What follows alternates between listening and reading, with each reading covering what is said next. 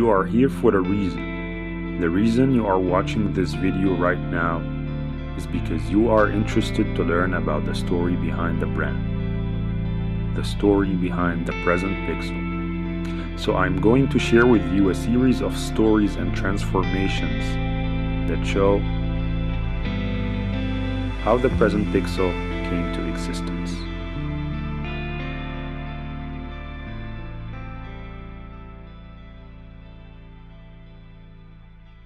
So here is a little story. Originally, I was born and raised in Egypt till the age of 16. And during my time there, when I was in high school, I used to scribble all the time in my notebooks, in my notes, in my mathematics book, in my physics book. I used to scribble everywhere. It was a natural expression that I did unconsciously. And what happened is that one day, as my physics teacher invited me to her office to solve a physics equation, she was flipping through the notes, she was flipping through the books, and she realized these scribbles. She said, Omar, oh my God, this is really amazing. You really need to do something with your drawing skills. For me, it wasn't drawing back in the time. It was just, scribbles. So she suggested that I would register for the arts and design class. So what I did in my final year in high school, I said, okay, let's do that. I'm going to register for the arts and design class, and I'm going to see how that's going to go. So I did register for the course, and day by day, I discovered that I really love drawing. I really enjoy creating things. And funnily enough, that was the only course that I happened to score an A+ through in the entire high school courses, in the entire grades. And for me, that was one of my major transformations, because the way that I am today this is the beginning point of the whole journey. And for me, I'm very grateful that I found someone who was able to transform my life from just seeing scribbles. She believed in me. And that was one of my major transformations.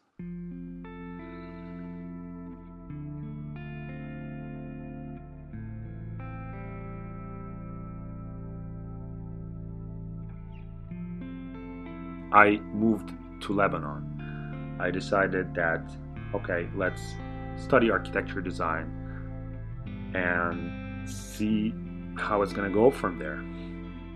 But what happened was something really interesting, which was being 16 years old, moving into a new place. What you're facing is that you're facing a new culture. You're going through you're creating a whole new reality in a new place, because you are leaving all your friends, all your support systems in Egypt, and it's starting from scratch at an early age in a new place. So I had a lot of anxiety. I was not connecting with people at the very early years of my degree while designing at school. And what happened was that I was just evolving in two directions at the same time. I decided, hey, listen, I would like to continue focusing in design. I would like to evolve in that field. But at the same time, I've got to deal with my insecurities. I wanna help myself solve my own problems. So I was going to the library. I used to go and read books about self-development, psychology. I remember I started some of my very first books were Osho books, and I just loved reading these books. I started seeing the solutions and the transformations coming in these books. But the the great thing that happened as well during this journey is that the teachers in school, in the design school, were really embracing my skills. They were very supportive of what I do. So these were really important transformations in my life that has kept me going on both the design field and also the spiritual and self-development field.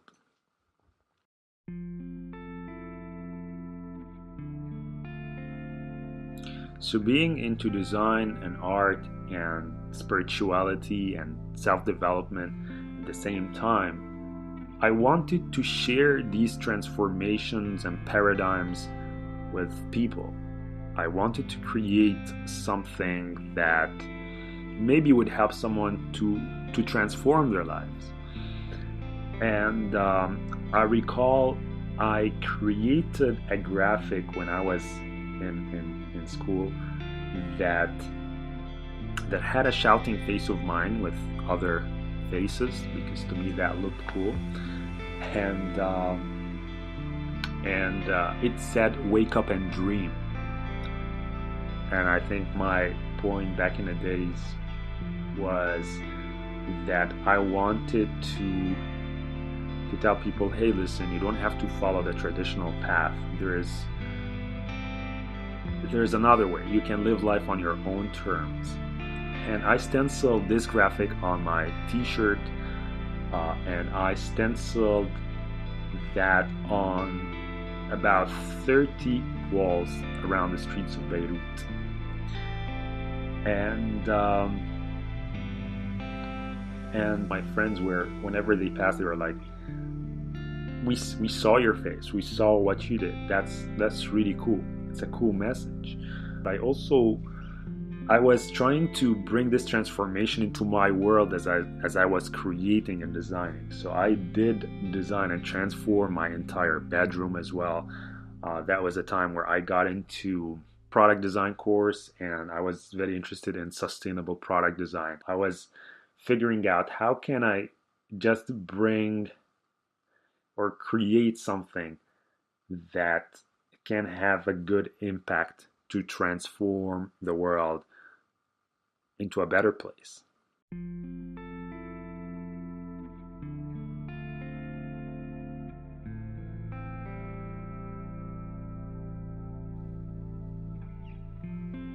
So what happens when you are involved with the world of spirituality, self-development, or mindfulness is that it helps you to transform the way that you think, and that's gonna change the way that you live. For me, the changes started coming after finishing architecture school. I had 2 jobs in the architecture field. I worked in 2 offices for 2 years, and I was no longer able to really stay within the boundaries of this office environment. I wanted my own freedom. I couldn't just follow the traditional path anymore. So what I did, during that time I was thinking, how am I gonna make it? How can I be able to regain my complete freedom, the freedom to create my own living, the freedom to do what I really want at any time that I want to. Just freedom. And as they say, when the student is ready, the master shows. And that was exactly the case. This is what happened. It was a friend of mine, he came and he had the book The Power of Now. And he said, hey Omar, I have a book for you. This is really important. This is really a great book. You should read it. And I took the book and I really absorbed it. And it completely transformed the way that I live. If you are not aware of the book, if you have not read it, it's called The Power of Now because it's about the power of the present moment, this exact moment. And it talks about challenges that we human beings encounter on a psychological level, that our minds are constantly drifting into the future or going back in past. And this is how it operates. This is how thinking and the mind operates. And when you bring your attention and awareness back to this exact moment, you are completely aligned with the oneness of life. You are in the eternal present state, which is the essence of life. And what that does to you is you start to pay attention to the moments that you take for granted. For example, tying your shoes, opening a tap, walking, just the activity of walking. Do you feel the pressure of your feet stepping on the ground and the other one lifting to move forward? Now, how this helped me as a designer, it came through the little things that I even did or the actions that I take before sitting down and do the work.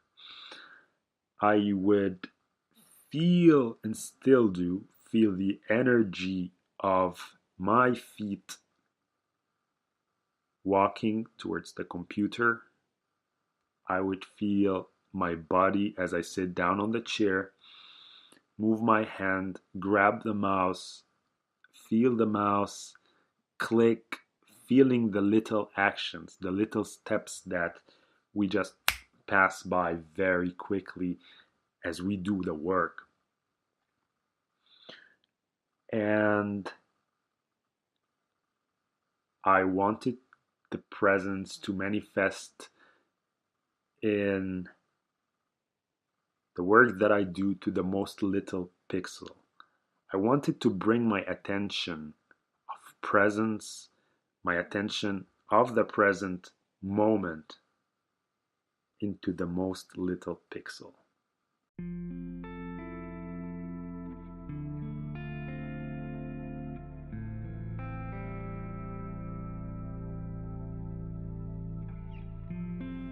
So, what happened after reading the book was that fear was no longer a major factor in determining how I lived my life.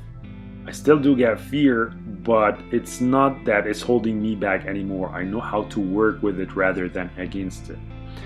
And I also gained clarity and perspective into what is it that I truly wanted to do. So I quit my job. I started traveling around. I moved from London to Sweden to Cyprus to Barcelona and now to Paris. And I also started to grow my skills in the world of branding. I started working with mentors, started educating myself even beyond the world of design. I really love a lot of other business skills as well. I'm very passionate about other things like copywriting and sales as much as I love visual design. But at first what happened was that I was freelancing for about 2 years, but then the business grew beyond me. So now the present pixel is not only a one-man show, it's not only me. I am the person who is responsible for brand strategy and brand consultation, while my team members, they focus on executing the strategies, they focus on executing the work. And for me, if you really ask me, why do you do what you do? What keeps you going on this whole journey? You might think I'm mad or a little bit crazy, but taking a look back on how this whole journey started, whether I got paid or not, I still scribbled. I still went out on the streets. I was this young rebel guy who wanted to transform the world without understanding how can I really do so. And I was bringing mindfulness and spirituality into design and putting out the ideas, putting them into the world without really any motivation but to transform the world into a better place. So here is my vision. Here is what I really would like to do and that I'm doing at this stage as well. But I would like to continue and expand on a massive level. My vision is to help the impact makers, to help the crazy dreamers, the rebels who think that they can truly transform the world into a better place. I want to help them transform their ideas into meaningful brands. But what does it really mean to create a meaningful brand? What is a meaningful brand? What does meaningful mean? I would like to quote a major inspiration and a role model for me, Seth Godin. He says in one of his books, meaningful means to transform something for the better. But how can you really do that? How can you create meaning? And in order for us to create true meaning in a world that lacks people who truly care, it is important to have empathy, to understand the people you are trying to connect with on a deep level and understand how they behave, understand their motivations, and to provide them value that's going to transform their lives.